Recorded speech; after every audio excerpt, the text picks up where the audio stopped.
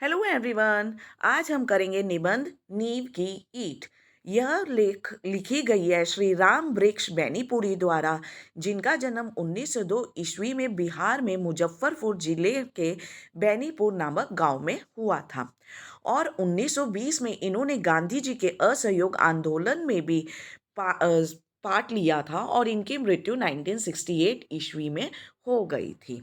तो आइए अब हम शुरू करते हैं यह निबंध। वह जो चमकीली सुंदर सुघड़ सी इमारत है, सुघड़ यानी कि जिसका आकार या बनावट बहुत सुंदर हो, वह किस पर टिकी है? इसके कंगूरों को आप देखा करते हैं। कंगूरों यानी कि चोटी, शिखर या वो हिस्सा बिल्डिंग का जो हमें दिखाई देता है। क्या कभी आपने इसकी नींव की ओर ध्यान दिया है? दुनिया चमक दमक देखती है, ऊपर का आवरण देखती है। आवरण यानी कि पर्दा। आवरण के नीचे जो ठोस सत्य है, उस पर कितने लोगों का ध्यान जाता है? ठोस सत्य सदा शिवम होता ही है। शिवम यानी कि कल्याणकारी, जो दूसरों का भला करे। किंतु वह हमेशा सुंदरम भी हो, यह आवश्यक नहीं। यानी कि शिवम जो होता है, ठोस सत्य जो शिवम होता है, वो हमेशा दूसरों का भला जरूर करता है, पर जरूरी नहीं कि वो सुंदर भी हो। सत्य कठोर होता है।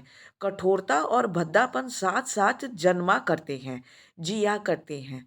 हम कठोरता से भागते हैं, भद्देपन से मुख मोड़ते हैं, इसलिए सत्य से भी भागते हैं। नहीं तो हम इमारत के गीत, नींव के गीत से प्रारंभ करते।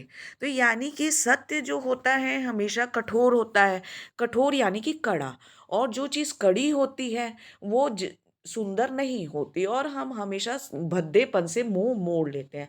तो इसका मतलब कि हम सत्य से भी मुंह मोड़ लेते हैं। वह ईंट धन्य है जो कट छट कर कंगूरों पर चढ़ती है और बरबस लोक लोचनों को अपनी ओर आकृष्ट करती है।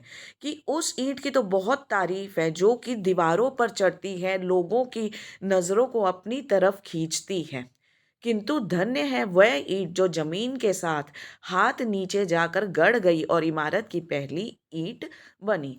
पर वह ईंट भी धन्य है जो जमीन के साथ हाथ नीचे जाकर गड़ गई और इमारत यानी बिल्डिंग की पहली ईंट बनी। क्यों? इसी पहली ईंट पर, उसकी मजबूती और पुख्तेपन पर सारी इमारत की अस्ती नास्ती निर्भर करती है। अस्ती नास्ती यानी होना ना होना। उस ईंट को हिला दीजिए, कंगूरा बेतहाशा जमीन पर आ गिरेगा। यानी कि वो ईंट जो कि नींव का पत्थर बनी है, अगर हम उसे हिला दें तो ये जो बिल्डिंग जो खड़ी है वो हम जमीन के ऊपर अचानक में आकर गिर जाएगा, 1 मिनट में ही गिर जाएगा। कंगूरे के गीत गाने वाले हम, आइए अब नींव के गीत गाएं। वह ईंट जो जमीन में इसलिए गड़ गई कि दुनिया को इमारत मिले, कंगूरा मिले। वह ईंट जो सब ईंटों से ज्यादा पक्की थी, जो ऊपर लगी होती तो कंगूरों की शोभा 100 गुनी कर देती। किंतु जिस ईंट ने देखा इमारत की पायदारी उसकी नींव पर मुनहसर होती है, इसलिए उसने आपको नींव में अर्पित कर दिया। कि वह नींव की ईंट जो कि बिल्डिंग के दीवारों पे लगती तो और भी ज़्यादा शोभा बढ़ जाती उसकी। लेकिन उस ईंट ने देखा कि इस बिल्डिंग की मजबूती तो नींव पे मुनहसिर है, यानी कि निर्भर करती है, डिपेंडेंट करती है। इसलिए उसने अपने आप को नींव का ईंट बना दिया। वह ईंट जिसने अपने को 7 हाथ जमीन के अंदर इसलिए गाड़ दिया कि इमारत जमीन से 100 हाथ ऊपर तक जा सके। वह ईंट जिसने अपने लिए अंधकूप इसलिए कबूल किया कि ऊपर के उसके साथियों को स्वच्छ हवा मिलती रहे, सुनहली रोशनी मिलती रहे। अंधकूप यानी कि अंधेरा कुआं। तो जहाँ पे ये जो नींव की ईंट होती है वहाँ पे बहुत अंधकार होता है। तो इस ईंट ने, नींव की ईंट ने अपने लिए अंधकार वाली जगह स्वीकार करी। वह ईंट जिसने अपना अस्तित्व इसलिए विलीन कर दिया कि संसार एक सुंदर सृष्टि देखे। सुंदर सृष्टि, सुंदर सृष्टि हमेशा ही बलिदान खोजती है। बलिदान ईंट का हो या व्यक्ति का हो। सुंदर इमारत बने इसलिए कुछ पक्की पक्की लाल ईंटों को चुपचाप नींव में जाना है। सुंदर समाज बने इसलिए कुछ तपे तपाए लोगों को मौन मुख शहदत का लाल सहरा पहनना है। तो ठीक इस नींव की ईंट की तरह जिसने अपने बलिदान देकर एक सुंदर इमारत को खड़ा किया, समाज में भी कुछ लोग हैं जो कि अपना बलिदान देते हैं ताकि ये सुंदर सृष्टि का निर्माण हो सके। शहादत और मौन मुख, जिस शहादत को शोहरत मिली, जिस बलिदान को प्रसिद्धि प्राप्त हुई, वह इमारत का कंगूरा है, मंदिर का कलश है। हाँ, शहादत और मौन मुख, समाज की आधारशिला यही होती है। ईसा की शहादत ने ईसाई धर्म को अमर बना दिया। आप ये कह लीजिए, किंतु मेरी समझ में ईसाई धर्म को अमर बनाया उन लोगों ने जिन्होंने उस धर्म के प्रचार में अपने को अनाम उत्सर्ग कर दिया। उसमें से कितने जिंदा जलाए गए, कितने शूली शूली पर चढ़ाए गए, कितने वन-वन की खाक छानते जंगली जानवरों के शिकार हुए, कितने उससे की भी भयानक भूख-प्यास के शिकार हुए।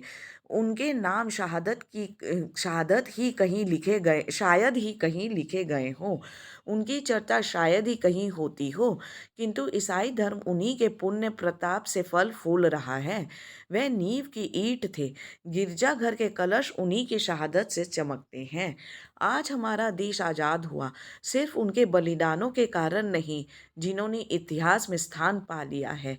देश का शायद कोई ऐसा ऐसा कोना हो जहाँ लोग ऐसे दधीची नहीं हुए हों, जिनकी हड्डियों के दान ने ही विदेशी वृतासुर का नाश किया। हम जिसे देख नहीं सकते वह सत्य नहीं है। यह है मूढ़ धारणा। ढूंढने से ही सत्य मिलता है। हमारा काम है, धर्म है, इसी नींव की ईंट की ओर ध्यान देना। सदियों के बाद नए समाज की सृष्टि की ओर हमने पहला कदम बढ़ाया है। इस नए समाज के निर्माण के लिए हमें नींव की ईंट चाहिए। अफसोस, कंगूरा बनने के लिए चारों ओर होड़ा-होड़ी मची है। नींव की ईंट बनने की कामना लुप्त हो रही है। 7 लाख गांवों का नवनिर्माण, हजारों शहरों का और कारखानाओं का नवनिर्माण, कोई शासक इसे संभव नहीं कर सकता। ज़रूरत है ऐसे नौजवानों की जो इस काम में अपने को चुपचाप खपा दें, जो एक नई प्रेरणा से अनुप्राणित हो, एक नई चेतना से अभिभूत, जो शाबाशियों से दूर हो, दलबंदियों से अलग हो, जिनमें कंगूरा बनने की कामना ना हो, कलश कहलाने की जिनमें वासना ना हो, कभी कामनाओं सभी कामनाओं एवं सभी वासनाओं से दूर हो। उदय के लिए आतुर हमारा समाज चिल्ला रहा है, हमारी नींव की ईंट किधर है? देश के नौजवानों को यह चुनौती है। बच्चों, इस पाठ में ऋषि दधीची के बारे में बात किया गया है। ऋषि दधीची एक प्रसिद्ध ऋषि थे जिन्होंने अपने शरीर की हड्डियां देवताओं को अर्पित कर दी थी और स्वयं मरने को तैयार हो गए थे। इन हड्डियों से देवताओं के शिल्पी विश्वकर्मा ने एक वज्र का निर्माण किया था। वृतासुर एक राक्षस ऋषि दधीची की हड्डियों से निर्मित वज्र से इंद्र ने इसी वृतासुर राक्षस और अन्य राक्षसों को मार गिराया था। तो इस निबंध में लेखक ने क्या किया है? लेखक ने मनुष्य को निस्वार्थ त्याग एवं बलिदान की प्रेरणा दी है। प्रत्येक मनुष्य को अपने देश तथा समाज के कल्याण के लिए सदा तैयार रहना चाहिए। लेखक को इस बात का दुख है कि आजकल हर आदमी भवन के कुंगरे यानी कि बिल्डिंग की तरह बनना चाहता है। उसकी नींव की ईंट कोई नहीं बनना चाहता। लेखक चमकीली, सुंदर एवं मजबूत इमारत यानी बिल्डिंग की नींव को ध्यान देने को कहता है। उसे दुख है कि आज दुनिया केवल चमक-दमक ही देखती है, किंतु उसके नीचे ठोस सत्य को कोई नहीं देखता। ठोस सत्य सदा शिवम होता है यानी कि कल्याणकारी होता है, किंतु वो हमेशा सुंदर हो यह ज़रूरी नहीं। और ये जो सत्य होता है, सच्चाई होती है, कठोर होता है। कठोरता और भद्दापन एक साथ जन्म लेते हैं। भद्दापन यानी बदसूरती। लोग सदा सदा कठोरता से भागते हैं, बद्धेपन से मुँह मोड़ लेते हैं, इसलिए वह सत्य से भी मुँह मोड़ लेते हैं। कुंगरे पर चढ़ने वाली ईंट धन्य है जो लोगों को अपनी ओर आकर्षित करती है, किंतु इमारत की नींव की ईंट धन्य होती है जिसके ऊपर यह इमारत खड़ी होती है। इस ईंट को अगर हम हिला दें तो पूरी की पूरी बिल्डिंग गिर जाएगी। इसलिए हमें कुंगरे की ईंट को नहीं बल्कि नींव की ईंट के गीत गाने चाहिए। यह ईंट इमारत की शोभा बढ़ाने के लिए सदा जमीन के अंदर दबी रहती है और अपना त्याग एवं बलिदान करती है। इस प्रकार जो समाज के लिए अपना बलिदान देते हैं, वही समाज का आधार होते हैं। ईसा की शहादत ने ईसाई धर्म को अमर बनाया। वास्तव में ईसाई धर्म को अमर तो उन अनाम लोगों ने बनाया, जिन्होंने इसका प्रचार करने में चुपचाप अपना बलिदान दिया। भूखे प्यासे रहे, जंगलों में भटके, जंगली जानवरों का शिकार बने और ना जाने कितने दुख सहन किए, लेकिन उनको नहीं कोई जानता। इसीलिए हमें उन सबको जानने की ज़रूरत है, जो कि आज हम जो भी हैं, उसके पीछे उनका बलिदान छिपा है।